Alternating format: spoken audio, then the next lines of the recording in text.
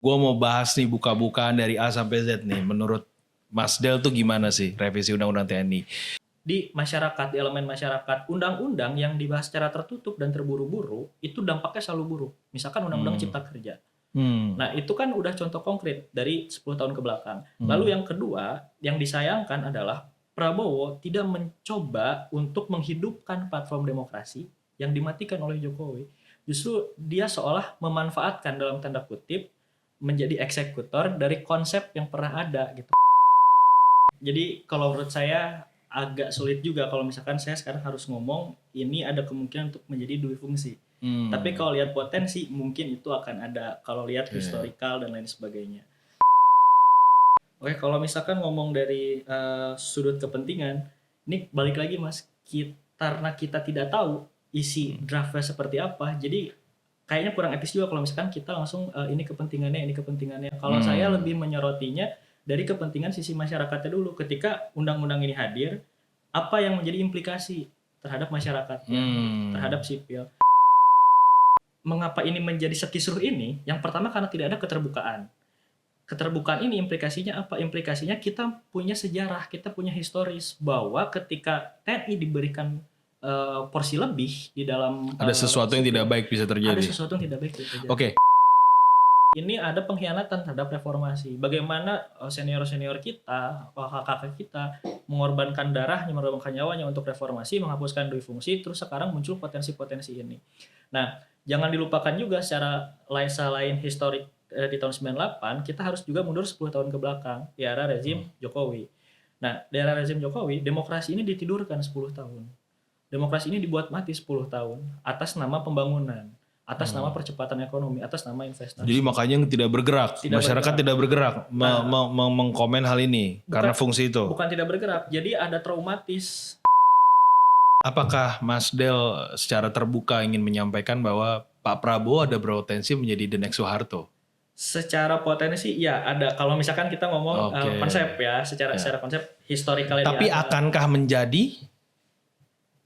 Ini yang kita sedang diskusikan. Menurut Mas Del, kepentingannya Pak Jokowi atas revisi TNI ini apa? Political will Jokowi itu kan soal investasi. Oke, berarti mungkin bisa jadi ada kepentingan di stabilitas ekonomi. Karena gini logikanya, investasi itu bukan karena perizinan yang mudah. Kan Undang-Undang Cipta Kerja itu untuk memudahkan perizinan. Nah, logikanya itu bukan hanya dengan perizinan yang mudah, tapi juga harus ada kestabilitasan, stabilitas politik, stabilitas ekonomi, juga keamanan.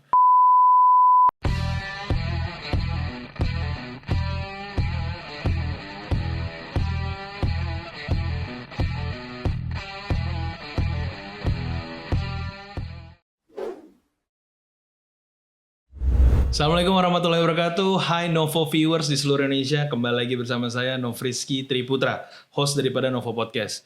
Kali ini kita akan bicara sesuatu yang sangat luar biasa yang semua orang lagi bicarain, yaitu revisi Undang-Undang TNI. Kita akan bicara hal ini dengan salah satu tokoh pemerhati dan peneliti yang juga merupakan direktur daripada Yayasan Pilar, yaitu Mas Del Piero. Halo Mas, apa kabar? Baik.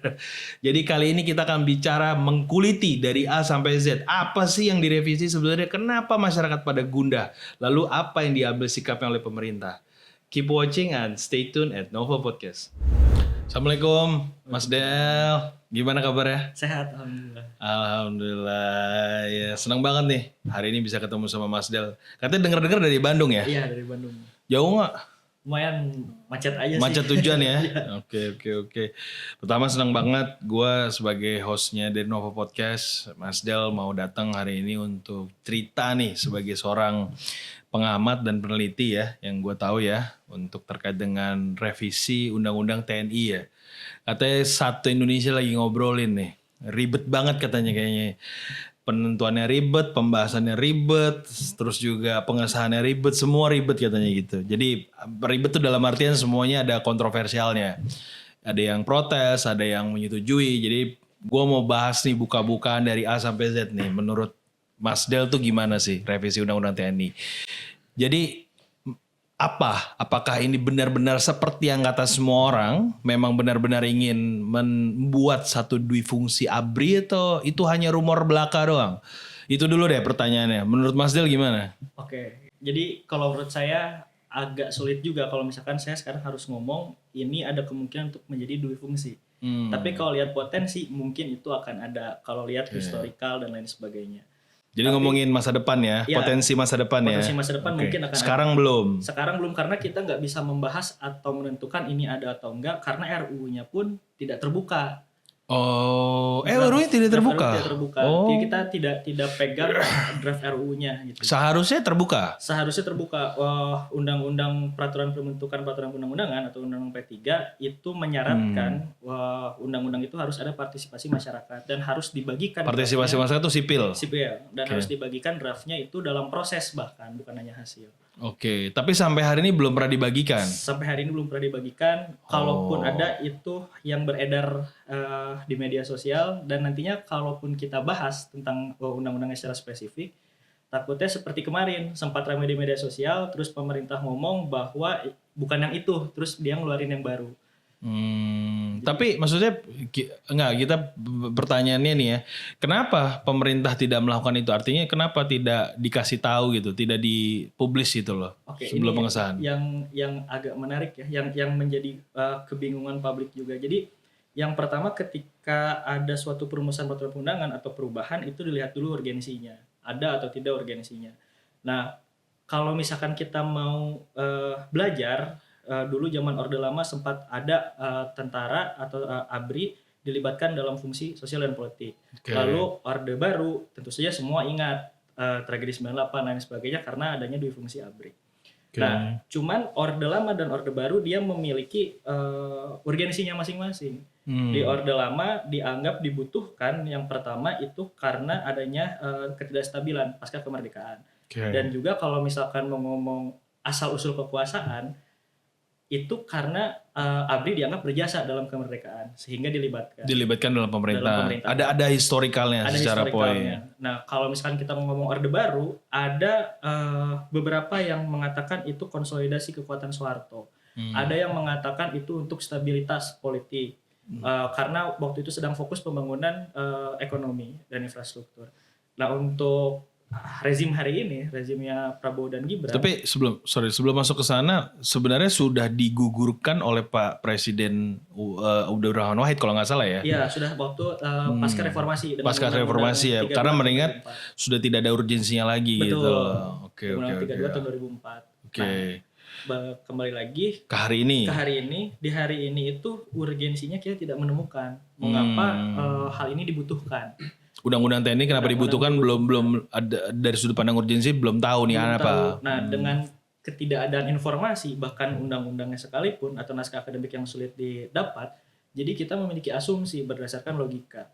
Asumsinya itu hanya dua hal. Yang pertama sipil dianggap tidak mampu menduduki jabatan-jabatan tertentu sehingga butuh tenaga militer. Yang kedua itu adanya kedaruratan. Apa tuh kedaruratannya? Nah ini yang justru kita nggak tahu kalau misalkan sipil dibilang tidak mampu, tidak mampunya di sebelah mana. Kalau misalkan dibilang kedaruratannya sebelah mana. Nah kalau misalkan kita berkaca terhadap prosesnya, ini kan seolah-olah ada kedaruratan. 3 hari dibahas, tertutup di rapat di Hotel Fairmont, tiba-tiba jadi. Dan digeruduk kontras kemarin ya? Digeruduk kontras kemarin. Oke, saya mau bahas sedikit tentang elemen urgensinya. Sampai hari ini kan kebutuhan ini melihat bahwa TNI itu memang katanya versi pemerintah kenapa dibutuhkan karena TNI ini memang diperlukan dalam menciptakan stabilitas politik yang lebih baik. Makanya diperlukan percabangan daripada jabatan-jabatan ini. Itu katanya versi urgensi pemerintah. Tapi yang saya mau tanyakan sama Mas Del, apakah urgensi itu memang berbanding lurus dengan kenyataannya selama misalnya 1 tahun terakhir atau fakta beberapa bulan terakhir? Apakah memang sebelum di posisi-posisi yang memang diperbaharui itu dijabat oleh TNI, berarti kan sebelumnya tidak dijabat oleh TNI. Apakah memang di konteks posisi badan tersebut itu mendapati, karena dipegang oleh sipil ya, itu mendapati sesuatu yang tidak baik? Apakah memang ada begitu kenyataannya atau bagaimana menurut Mas Del? Ini yang menarik sebelum masuk ke prinsipnya kita ngomong pelaksanaan dulu gitu ya. Nah di dalam pelaksanaannya kalau misalkan mau ngomong ini karena tidak stabil dan lain sebagainya. Kalau misalkan kita mau bicara by data dari rezim Jokowi 10 tahun itu ada sekitar 4.000 4.000 apa? 4.000 lebih militer yang menduduki ya jabatan-jabatan yang memang diperbolehkan, karena kan di Undang-Undang 32 itu tidak semuanya dilarang kan, ada beberapa yang Data 4.000 dari mana nih? data 4.000 itu sempat dibahas oleh saya lupa ya, sempat dibahas di media massa Oke. bahwa ada 4.000 yang sempat menduduki selama 10 tahun. Jadi ada berseliweran data di Berseliweran media sosial. di media sosial. Oke. Nah, Kebenarannya 4.000 atau tidak berarti belum tahu ya. 4.000 sekian, di atas 4.000 lah. Oke. 4.000 sekian. Oke. Terus? Nah, jadi kan kalau misalkan mau bilang stabilitasnya karena sipil tidak mampu, dianggap di bawah TNI, kan selama ini TNI memang ada pos-posnya juga. Kayak misalkan di kejaksaan ketika ini jam 4 mil itu kan ada porsi untuk TNI juga pada akhirnya. Cuman kalau misalkan mungkin nanti di RUU TNI-nya di draftnya mungkin dipertegas aja, dikompilasikan, dikumpulkan, terus mungkin ada beberapa posisi-posisi baru mungkin. Kalau misalkan kita lihat, karena di beberapa undang-undang atau beberapa peraturan-peraturan juga memang sudah ada untuk pembantuan ini. Gitu. Jadi menurut Mas Del, dari jawaban yang tadi, kesimpulan yang sudah disampaikan, Mas Del melihat bahwa ini urgensinya sebenarnya hanya bermuatan politik. Sesuatu yang sifatnya ada muatan politik. Oke, pertanyaan selanjutnya nih buat Mas Del. Kepentingan politiknya apa? Dan siapa yang dibalik kepentingan politik ini? Apakah Panglima TNI yang memang membutuhkan atas yang hubungannya paling relevan terhadap undang-undang ini? Atau kalau misalnya Pak Presiden langsung? Atau siapa nih yang paling membutuhkan kira-kira dari sudut kepentingannya? Menurut Mas Del gimana? Oke, kalau misalkan ngomong dari sudut kepentingan, ini balik lagi Mas, karena kita tidak tahu isi draftnya seperti apa, jadi kayaknya kurang etis juga kalau misalkan kita langsung ini kepentingannya. Kalau saya lebih menyorotinya dari kepentingan sisi masyarakatnya dulu. Ketika undang-undang ini hadir, apa yang menjadi implikasi terhadap masyarakatnya, terhadap sipil. Nah, kalau kami mencoba menyorotinya hal tersebut. Oke. Nah, kalau misalkan mau ngomong secara konseptual, ini kan negara-negara demokrasi, Mas. Kalau di dalam negara demokrasi, hal yang paling fundamental adalah kedaulatan sipil. Oke. Nah, dengan adanya RUU TNI ini, mau itu ada dui fungsi atau tidak, itu kedaulatan sipil akan tereduksi karena ada jabatan-jabatan sipil yang dapat diduduki. Yang tadinya bisa diduduki jadi tidak Jadi bisa. tidak bisa. Nah, akan tereduksi. Itu poinnya. Nah, sekarang kalau misalkan kita mau lihat kenapa protesnya begitu kencang, atau kata Mas tadi di awal ribet karena kontroversial dan lain sebagainya. Kalau misalnya kita mau lihat, ada yang dilupakan oleh Presiden Prabowo. Apa tuh? Apa yang dilupakan? Kalau misalkan dulu mungkin di era Orde Baru itu lebih pergulatan politis, sehingga yang diserangnya adalah Soeharto, dianggap otoriter karena memanfaatkan peran militer di situ untuk melakukan kekerasan dan lain sebagainya. Nah, sekarang pada hari ini banyak isu yang berseliweran di media sosial, nanti mungkin bisa dicek, itu tentang kedaulatan sipil. Karena pada yang memang berusaha untuk seperti seakan-akan dikurangi ya, kedaulatannya gitu loh. Betul, karena hari ini semua orang saya rasa sudah paham dan melek apa itu demokrasi, apa itu kedaulatan sipil. Nah, yang dilupakan juga bahwa mengapa ini menjadi sekisruh ini, yang pertama karena tidak ada keterbukaan. Keterbukaan ini implikasinya apa? Implikasinya kita punya sejarah, kita punya historis bahwa ketika TNI diberikan porsi lebih di dalam ada sesuatu yang tidak baik bisa terjadi. Ada sesuatu yang tidak baik bisa terjadi. Oke, saya masuk ke pertanyaan yang menurut saya menggelitik, tapi sebelum dijawab kita akan masuk ke sesi 2-nya ya. Pertanyaan saya nih sebelum dijawab nih nanti. Menurut Mas Del ya, ini revisi undang-undang TNI ini itu dalam artian berarti memang secara fungsional, memang berfungsi untuk mengekang kedaulatan rakyat dan memberikan kewenangan lebih kepada TNI-nya secara gamblang, atau dalam artian sesuai yang pernah disampaikan yang sedang berada di masyarakat itu katanya sebenarnya jauh daripada itu. Dalam artian tuh sebenarnya ini terlalu berlebihan dilihatnya mengarah ke duifungsi ABRI. Tapi sebelum dijawab, kita masuk dulu ke sesi 2.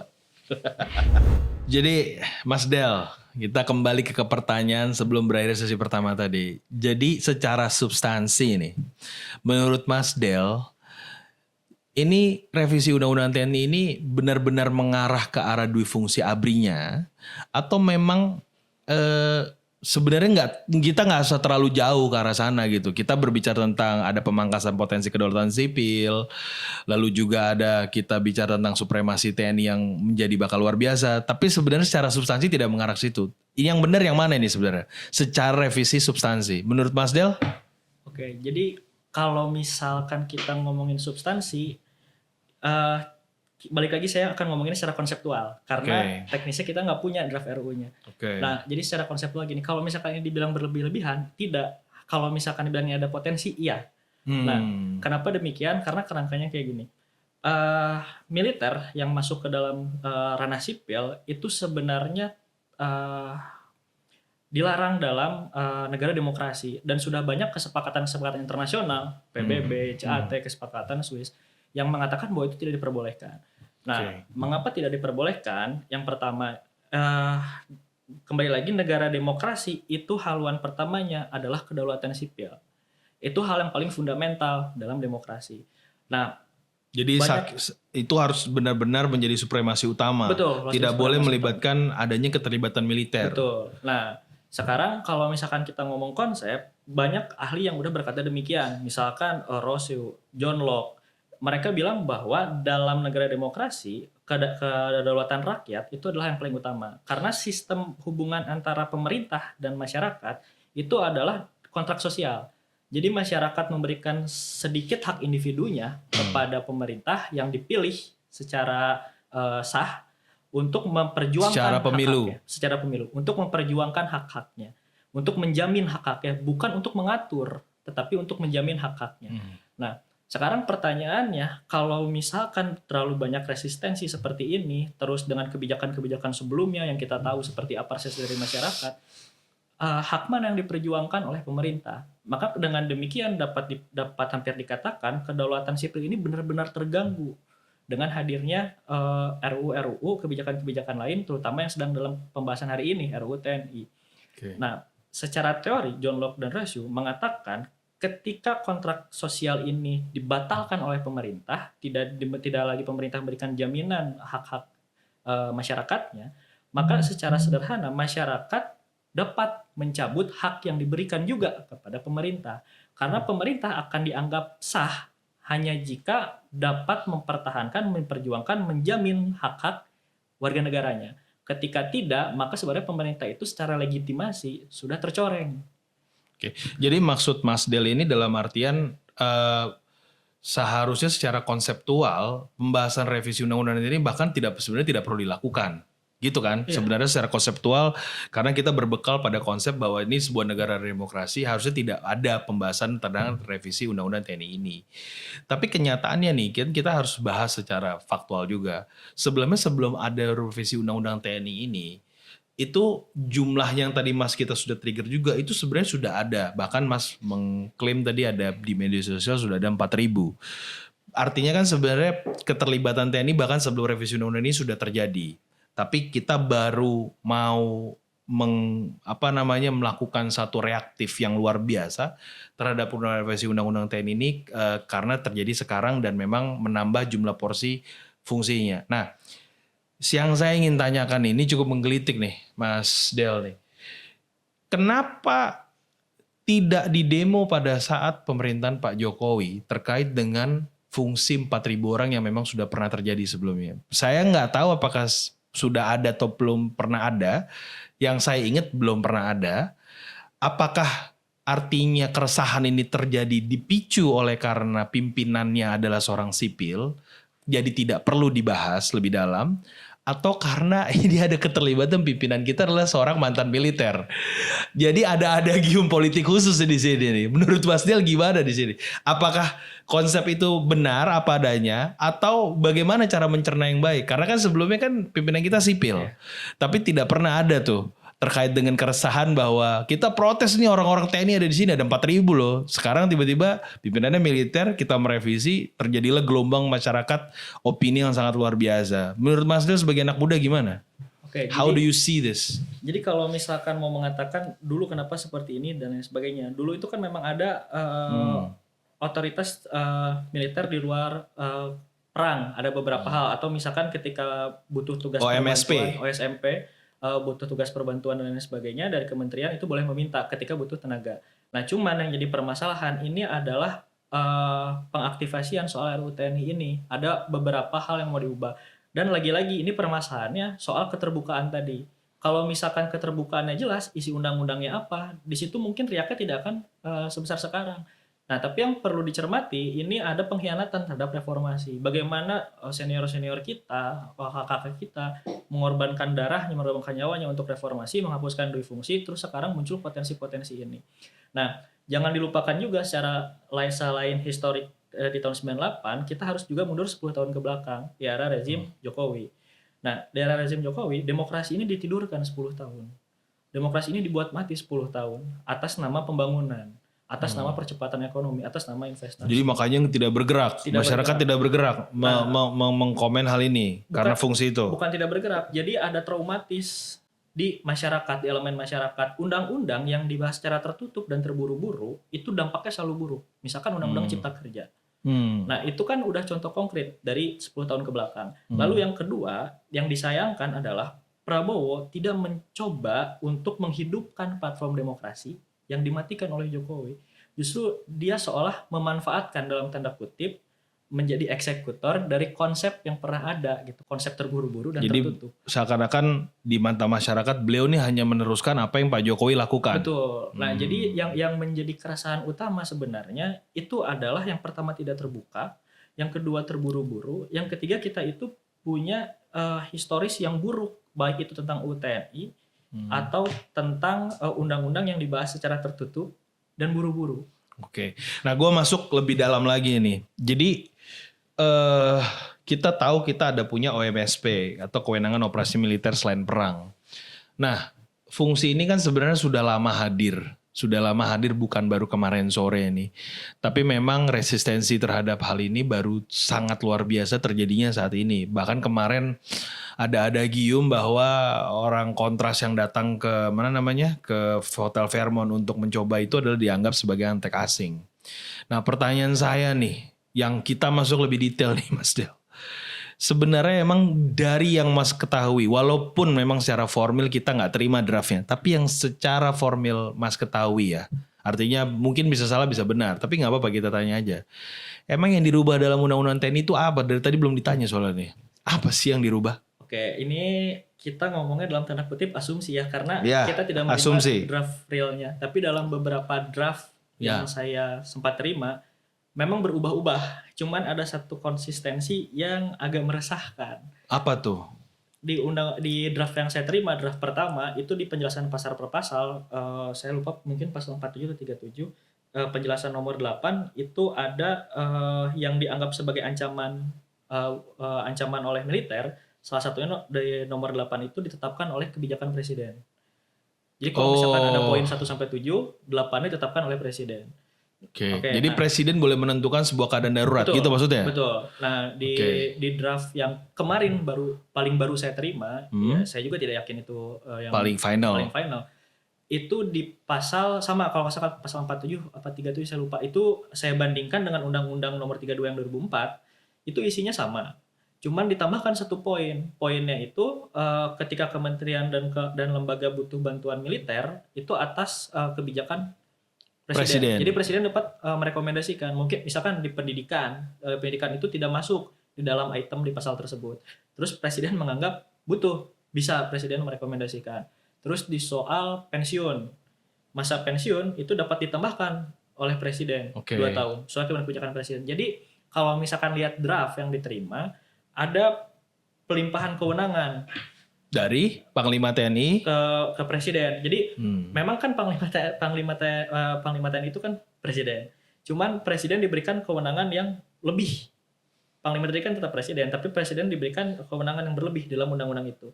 Ditambah di pasal penutup itu Dewan Perwakilan Rakyat dan Pemerintah DPR dimoderasi kewenangannya, yang asalnya pengawasan menjadi hanya pemantauan.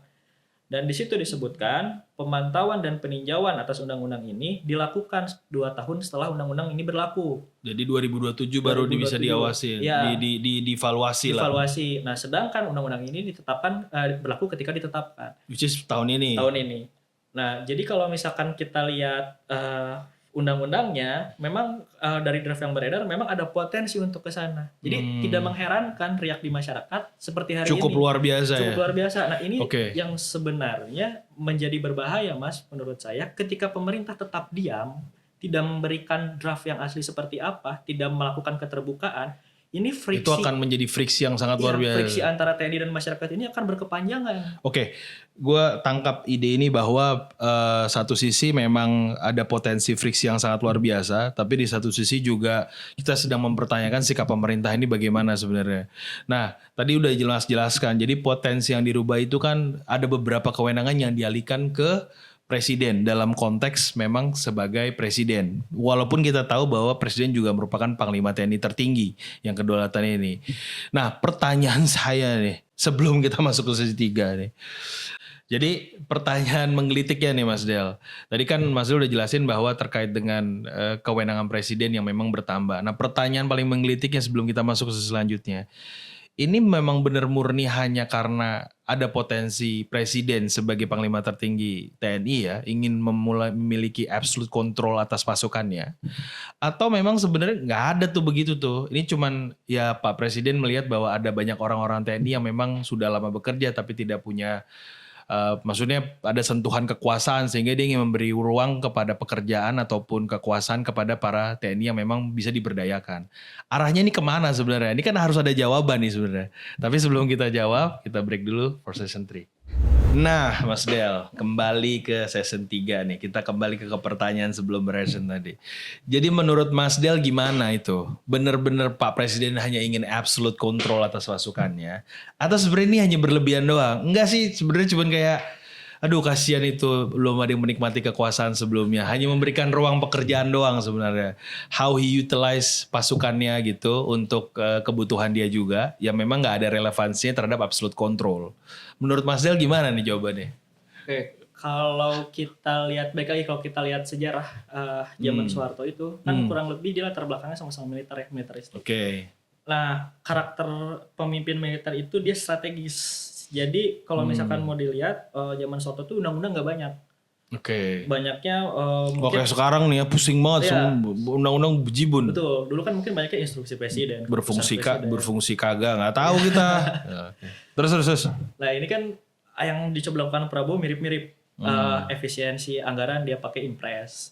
Tidak pakai undang-undang. Terus sekarang ada upaya kalau misalkan kita menarik garis lurus dengan gayanya Soeharto tahun 98. Kalau menurut saya, asumsi saya memang ada upaya untuk konsolidasi kekuatan dari Prabowo.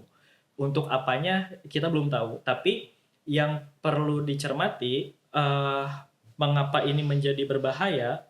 Jadi gini, kalau misalkan kita berbicara angkatan bersenjata, kita kan semenjak reformasi diubah tuh ABRI jadi TNI dan Polri.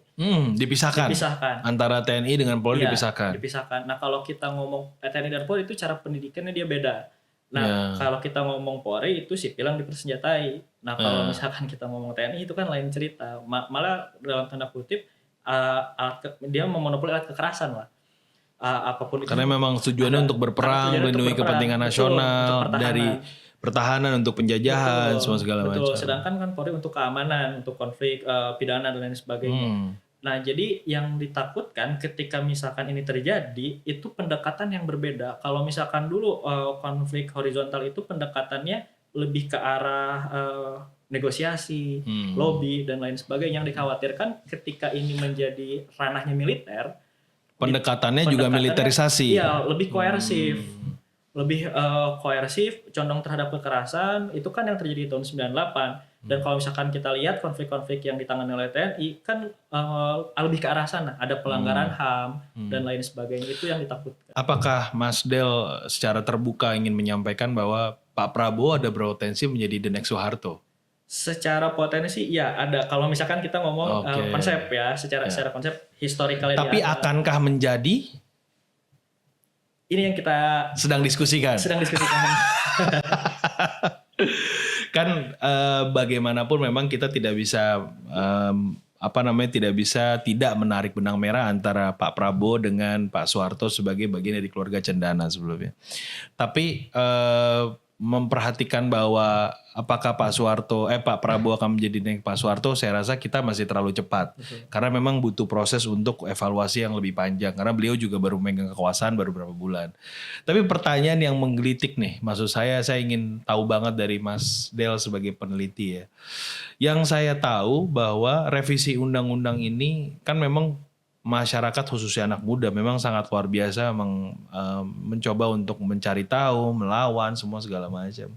Tapi dari yang beredar di dunia sosial, di media sosial, itu saya ketahui ada satu represif tindakan yang memang sangat serius sekali, khususnya misalnya terjadi di Bandung. Nah, apakah ini menggunakan platform TNI dalam konteks mensupres suara anak muda ini, apa hanya menggunakan platform polisi dari yang Mas Del ketahui? Oke, ini berdasarkan hasil pemantauan di lapangan. Kalau misalkan di Jakarta, saya rasa semua udah lihat ya di media massa, di media sosial ada pengerahan militer yang pengamanan di Fairmont. Tapi digunakan nggak? DPR. Nah, digunakannya itu karena kalau misalkan kita udah di ruang demonstrasi, kita kan tidak dapat membedakan kalau misalkan dia tidak memakai seragam, misalkan dari masa positif seragam. Kayak inilah Intel lah. Intel, terus juga kalau misalkan berkaca di peringatan darurat ada TNI tapi pakai vestnya vest polisi. Oke. Nah jadi kita agak sulit lah untuk membedakan. Cuman kalau misalkan lihat dari kendaraan yang mengamankan itu memang ada. Di kota Bandung pun sama, di sekitar jam 1 malam atau 2 malam itu di Dago kawan-kawan di lapangan juga menemukan ada mobil militer yang diparkirkan. Oke. Nah jadi bukan pengerahan saya menyebutkannya, mungkin show of power-nya lah. Itu memang ditunjukkan kemarin itu ketika ketok palunya RUU TNI. Jadi hanya untuk menunjukkan kapabilitas dalam konteks supremasi TNI-nya, tapi tidak mengerahkan dalam artian bertindak sebagai TNI yang kita khawatirkan, gitu ya? Belum. Kalau belum atau tidaknya saya tidak dapat memastikan karena lagi-lagi saya tidak turun ke lapangan kemarin karena sama sedang berdiskusi soal RUU TNI ini. Jadi berbagi peran lah kita. Jadi kalau untuk memastikan ini tidak dikerahkan atau dikerahkan, saya tidak dapat memastikan. Cuman secara fisik ada yang dikerahkan. Oke. Dan itu dalam konteks sekarang ini yang masih terlihat ya, saya juga nggak bisa bilang karena saya kan nggak di lapangan. Itu masih dalam konteks yang melakukan men-suppressing suara itu baru pihak kepolisian. So far yang baru terlihat seperti itu. Belum ada keterlibatan TNI gitu ya. Tapi bukan berarti terjadi ataupun bukan berarti tidak akan terjadi. Itu semua masih tanda tanya besar. Oke, kita masuk ke tahap yang lebih dalam lagi nih Mas. Konsep revisi TNI ini tadi sudah Mas jelaskan secara konseptual, secara substansi apa sih yang mau diperbaiki dan dirubah. Bahkan kita sudah bicara ini sebenarnya tujuannya untuk kemana. Tadi kan udah kita bilang bahkan hubungan dengan Pak Soeharto juga, sehingga ada Prabowo. Saya ada satu cerita di dalam medsos yang memang mengatakan bahwa ini sebenarnya sudah direncanakan sejak sebelum pemerintahan baru Pak Prabowo. Artinya ini sudah dijadwalkan atau dicanangkan. Makanya juga pemerintahan hanya melanjutkan apa yang dilakukan oleh pemerintahan sebelumnya.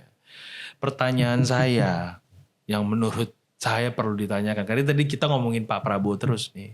Kalau itu betul adanya pendapat itu. Menurut Mas Del kepentingannya Pak Jokowi atas revisi TNI ini apa? Nah sebelum dijawab kita break dulu untuk season terakhir. Nah, ini kita masuk di sesi terakhir nih Mas Del. Pertanyaan yang pengen mungkin didengar sama semua orang nih. Jadi pertanyaannya adalah katanya ada sebuah pendapat revisi Undang-Undang TNI ini bukan sesuatu hal yang baru. Sudah dibahas sejak pemerintahannya Pak Jokowi. Jadi merupakan keberlanjutan daripada program yang memang harus dilakukan. Pertanyaan saya,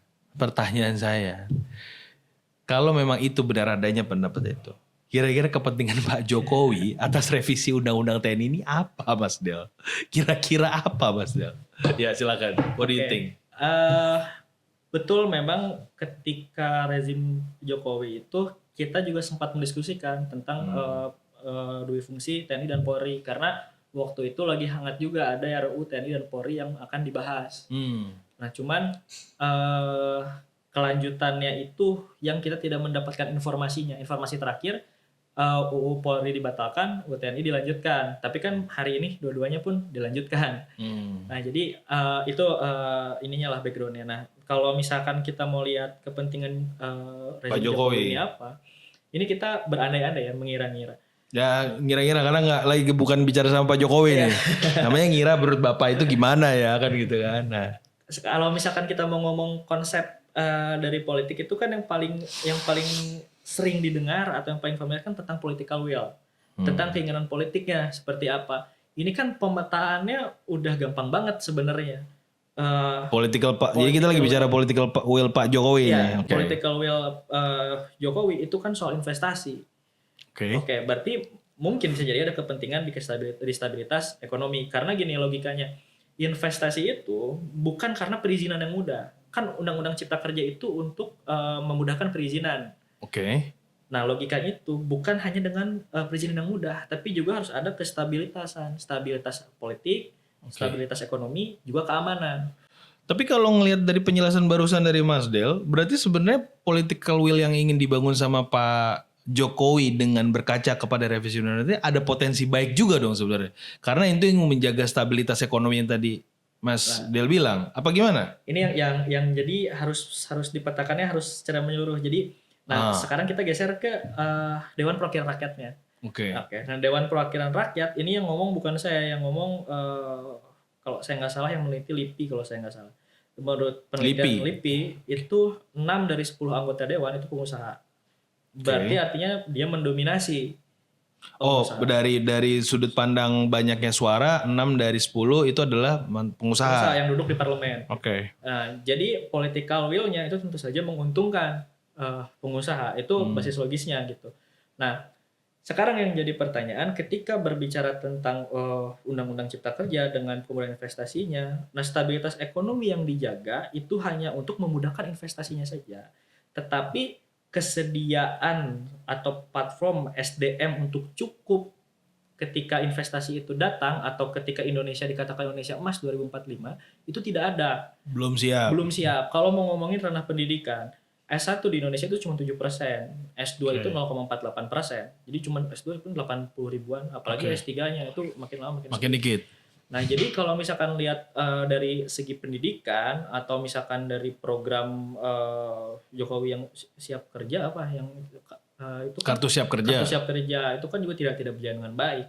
Nah, terus yang didagangkan dalam tanda kutip janji politik Jokowi kan ketika infrastrukturnya selesai dia bilang ingin sumber daya manusianya yang dia perbaiki.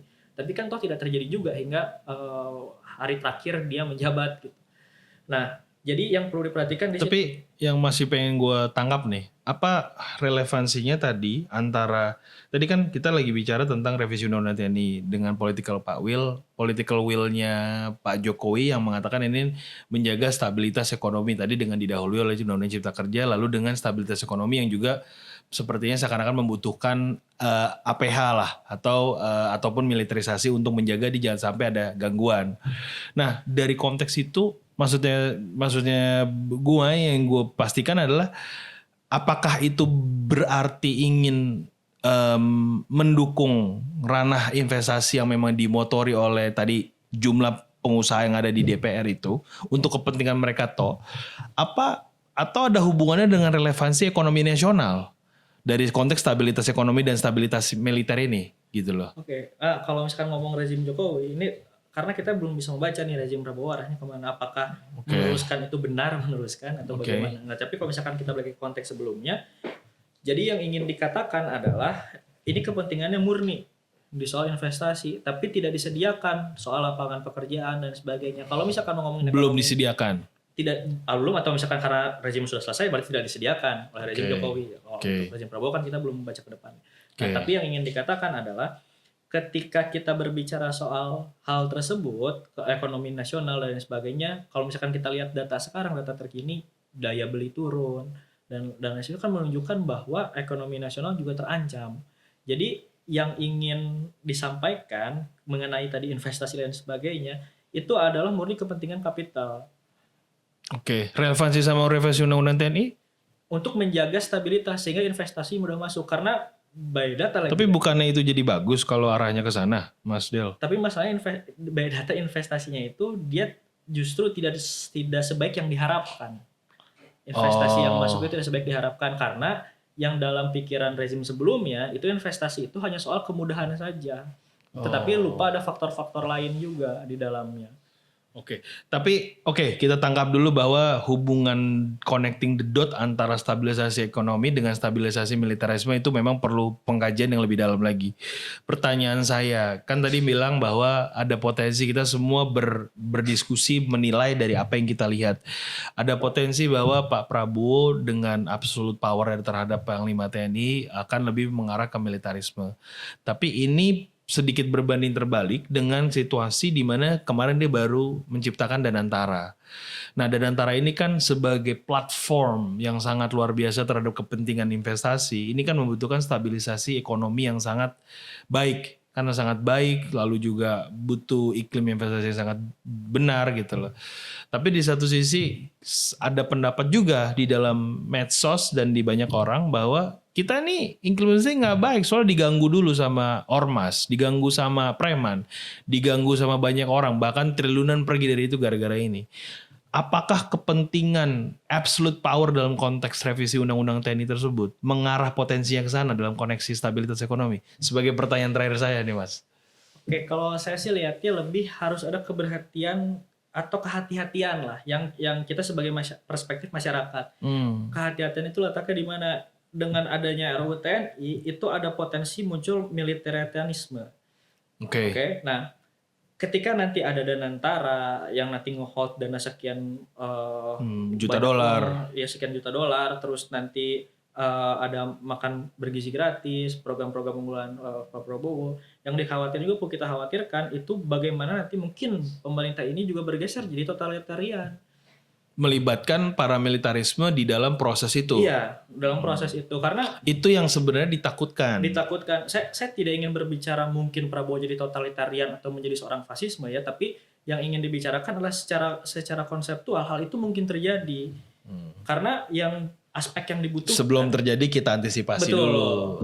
Aspek yang dibutuhkan ketika seseorang nasionalis menjadi fasisme itu kan sebenarnya militer, totalitarian sama pengkultuskan kepemimpinan kalau kata Max Weber.